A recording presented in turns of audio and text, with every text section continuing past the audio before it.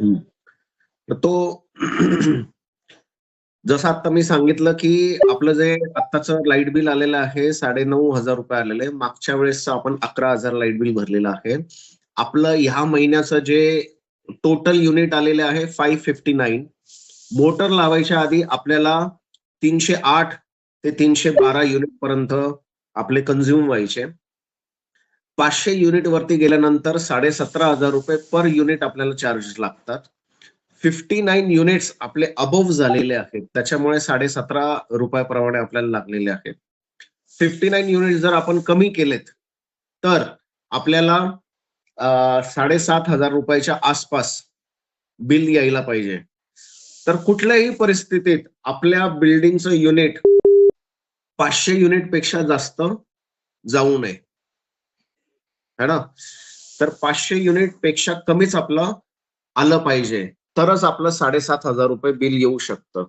501 रुपये जरी गेलं तरी 17.5 रुपयाप्रमाणे आपल्याला युनिट जाणार आहे.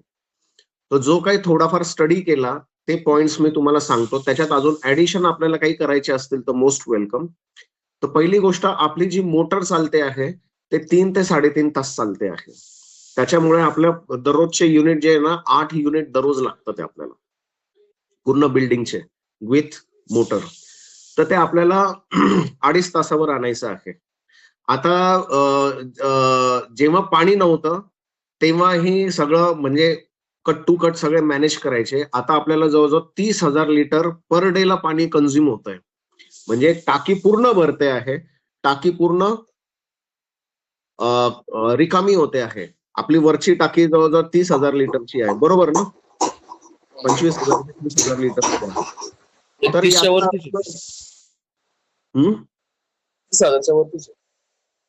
हा, तर याचा अर्थ आपल्याला दररोज 25 ते 30,000 लिटर पाणी लागतंय आपल्या बिल्डिंग मध्ये, जे की खूप मोठी गोष्ट आहे. जर का ते कन्झम्पशन अर्ध झालं तर आपली जी मोटर आहे त्या मोटरचा जो पिरियड आहे, टाइम पिरियड आहे, तो कमी होऊ शकतो. दररोज 3.5 तासाच्या ऐवजी 2 ते 2.5 तास होऊ शकतो तो. म्हणजे मग आपलं जे युनिट आहे ते आपल्याला 500च्या खाली आणता येईल. म्हणजे 59 युनिट्स आपले कमी होतील. दुसरी गोष्ट, आपल्या पूर्ण फ्लोर्स वरती आणि ग्राउंड फ्लोअर एंट्री वरती सगळे जुन्या पद्धतीचे लाईट आहेत, जे की खूप पॉवर कन्झ्युम करतात. तर ऑन प्रायोरिटी बेसिस त्या सगळ्या एलईडी लाईट करून टाकायच्या. हे 2 मुद्दे माझ्या समोर आलेत. तर इलेक्ट्रिसिटी बिलचे युनिट्स कमी करण्यासाठी अजून काय करतील, जसं की ते वृंदावनचं वरती दररोज रात्री कोणीतरी बिल्डिंगचा माणूस येतो आणि ते वृंदावनचे ते वरती सायनेज सुरू करून देतो, त्याच्यावरती काही कंट्रोल नाही. तर मी ते कट करून टाकलेलं आहे. आता त्याला रिमाइंडर देतो की ते कट केलं की नाही, कारण की त्याचं युनिट आपल्याला येतं, त्याचे पैसे आपण भरतो. तर आता हे जे 3 पॉइंट्स आहेत, हे 3 पॉइंट्सच्या पलीकडे अजून काही सांगायचं आहे का? तुमचे याच्याबद्दल काय मत आहे ते पण आता एक 1 बाय 1 तुम्ही मांडा. हा पहिला मुद्दा आहे, फक्त आपले असे 4-5 मुद्दे आहेत.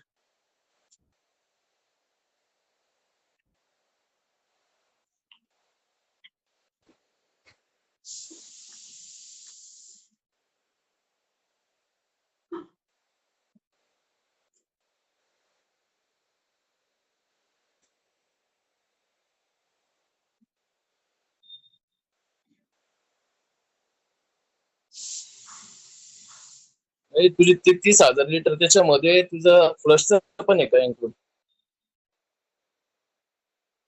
कारण की आपलं फ्लशचं आणि प्यायचं दोन्ही इन्क्लूड झालेले आहे. सगळं पाणी म्हणजे ते धरून 30,000.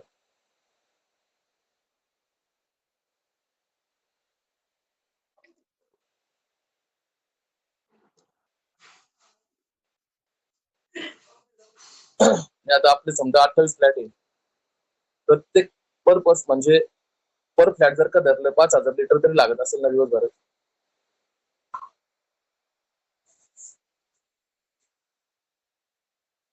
नाही, आता मी आता जिथे राहतो आमच्या घरात जवळजवळ 6 मेंबर्स आहेत. तर 1000 लिटरची टाकी वरती आहे, तर 6 मेंबर्सला आम्हाला 1000 लिटर नाही लागत. खूपच झालं तर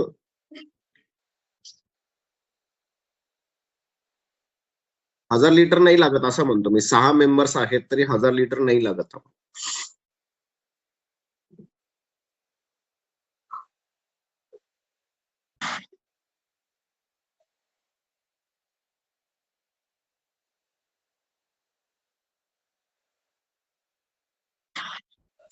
नाही, आता आता मला एक सांगा, त्याच्यावरती हळूहळू आपण अवेअरनेस सेशन घेऊ, की आपल्याला कसं पाणी कंझ्युम करायचंय किंवा काय करायचंय ते सगळं अवेअरनेस आपण करूया. पण आता सगळी जी टाकी आहे ती 100% फुल करण्यासाठी 3.5 तास लागतात. तर ते एनी हाऊ 8 युनिट दररोजचे लागतात ते पूर्ण बिल्डिंगचे. तर ते एनी हाऊ आपल्याला कमी करायचे आहेत. आपल्याला 500 युनिटच्या खालीच बिल आलं पाहिजे, ही आपली स्ट्रॅटेजी आहे. तर 500 युनिटच्या खाली आणण्यासाठी दररोज 2 ते 2.5 तास मोटर सुरू करणं, हळूहळू सगळ्या मेंबर्सचं काउन्सिलिंग करणं. त्याच्यानंतर सगळ्या बिल्डिंगला एलईडी लाईट लावणं. कॉमन कॉमन जो फ्लोर आहे, ग्राउंड फ्लोर आणि 7ही फ्लोर, तिथे आपल्याला एलईडी लावणं आणि एलईडी पण खूप जास्त व्होल्टेज नाही. पर्टिक्युलर त्या फ्लोअरला जेवढे व्होल्टेज लागतील तेवढे, जेवढे वॅट लागतील तेवढे. सेन्सर वाले टाकले ते चांगले राहील मिलिंग साहेब. हा, मी ते पण बोललो. ते कारण की मोशन खाली सेन्सर. पार्किंग मध्ये कंटिन्यू रात्रभर लाईट चालू राहते. आता हो, आपल्या हो. A2 मोशन मध्ये ना सेन्सर. त्यांनी सेन्सरचे टाकले, स्वस्त पण आहे, 200-250 रुपयालाच भेटतंय. हो, हो, हो. मोशन आणि ते जर का सेन्सरचं पण सगळीकडे बोललो. टाकले ना तर बऱ्यापैकी ते कमीत कमी 10-15 युनिट तरी आपलं कमी होऊन जाईल. राइट. चार्जिंग नाही रे, चार्जिंग सेन्सरचे नाही. आहे ते. ते इलेक्ट्रिसिटीनेच हे होतं, पण मोशन सेन्सर असतं. तिथून कोणी पास झालं तर ते आपोआप लागतात. Motion sensors. बरोबर. आणि आपल्या लिफ्ट मध्ये पण तेच टाकायला पाहिजे.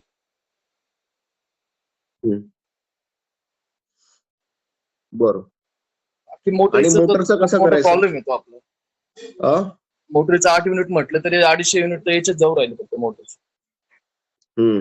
कारण की 3-3.5 तास म्हणजे मी आणि सिंग भाई आणि आम्ही 2-3 दिवस ऑब्झर्वेशन केलं ना, की आपली टाकी 3-3.5 तासानंतरच भरती. जर 3 तास कंटिन्यू चालू राहील ना तेव्हाच वरची टाकी भरती. तो जर 1 बरोबर ना तास सिंग कमी भाई? केला, समजा 3.5 तास आहे, 3.5 तासापेक्षा आपण फक्त 2.5 तास चालवली मोटर. ते बघावं लागेल. कारण की मग ती जर का कमी ठेवली ना तर ते वरची भरत नाही टाकी. नाही, फुल भरली म्हणून तर मी म्हणतो ना, टाकी कट टू कट फुल भरलीच पाहिजे असं नाहीये. तर सगळ्या लोकांना ती काउन्सिलिंग करावी लागेल, की आधी पाणी येतच नव्हतं तरी सगळ्यांचं व्यवस्थित चालू होतं. भले थोडेफार बरोबर. प्लस मायनस होत होतं. आता आपल्याला आपण म्हणतो 24 तास पाणी.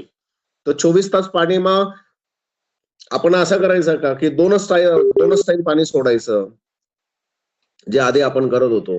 कारण की हे परवडणार नाही ना. आता 30,000 लिटर पाणी आहे तरी कधी-कधी पाण्याची चणचण भासते.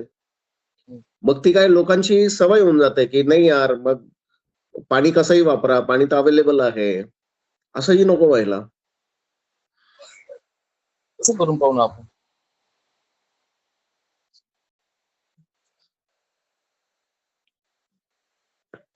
ते पाणीचे 24 तास असलं ना, आता इकडे खायला भरपूर आहे. तो विचार करत नाही आपल्याला भेटेल का नाही. आणि कधी आपण 2-2 तास ठेवलं ना, मग ते काय म्हणतात, यार पाणी नाही, घ्या भरून. मग ते ड्रम भरा. आता जेव्हा आपण हे टाकीचं चालू केलं ना, तर हं. प्रत्येकाचे ड्रम बाहेर आले, मोठ्या मोठ्या टाक्या बाहेर आल्या. तुम्ही पाहिलं असेल. म्हणजे घरामध्ये बाथरूम मध्ये बसवलेल्या होत्या सगळ्या 20-20, 30-30, 15-20 लिटरच्या त्या टाक्यामध्ये होत्या. सगळ्या बाहेर आलेल्या आहे. आता प्रत्येकाला माहिती आहे की 24 तास पाणी, त्याच्यामुळे जास्त कोणी वापरत नाही एवढं. असं मला म्हणजे वाटतं.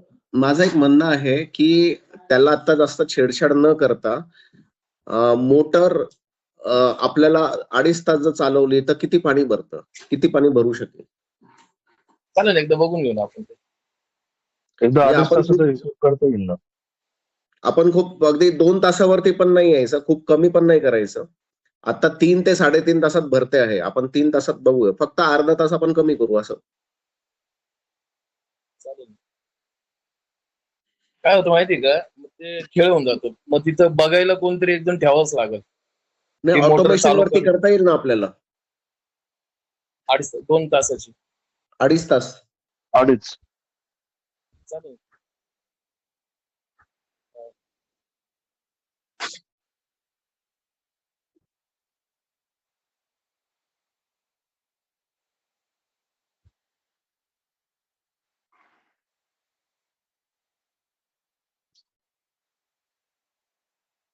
चालेल. एक प्रयोग करून पाहू वाटलं.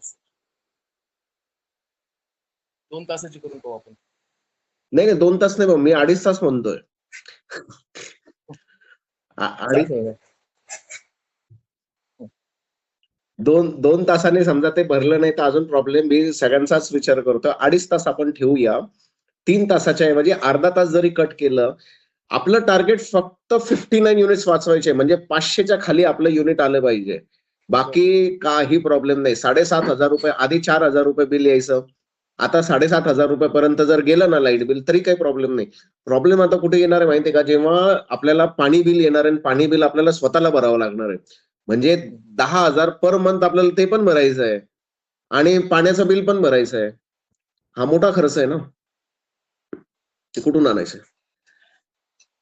तर त्याच्यामुळे जर का वरच्या विंग मध्ये ना मिलिंद साहेब त्यांनी काहीतरी मोठी मोटर टाकलेली, काहीतरी 5 HP ची वाटते.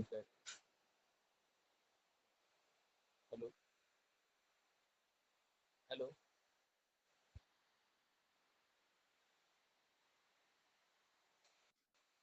आपण मोटर चेंज केली तर? हॅलो, त्याच्याने काही होऊ शकतं का?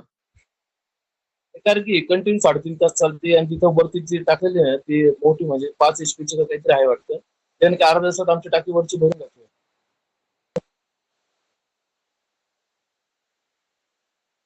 5 HP ची अर्धा तासाचे किती किती युनिट कंझ्युम हा युनिट जास्त पडेल, कारण की ते बघावं लागेल त्याला. मी तेच बोललो म्हणतो तुम्हाला, लाईट बिल किती येते त्याच्यावर आहे. 5 HP काय आपण 5 HP म्हणजे ते लाईट बिल जास्त खेचणार आहे. हा, त्याला लाईट जास्तच लागणार ना. मी तर 2 HP ची टाकणार होतो, पण मला समोरच्याने सांगितलं, भाऊ तुमचं बिल एवढं येईल, तुम्ही काय विचार करतात, 2 HP ची नका टाकू. समोरच्याने मला सांगितलं. त्याच्यामुळे आपण 1.5 HP ची टाकली. तो तर 1च HP ची देत होता, आपण 1.5 HP ची टाकली. आपली 1.5 HP ची ना, 1.5 HP ची. काय होतं ते कंटिन्यू चालूच राहते. आता आम्ही 2-3 ऑब्झर्वेशन केलं. एक दिवस जर आता पाणी रेस्ट करू, पण ते वरची टाकी डायरेक्ट संपूर्ण जायची.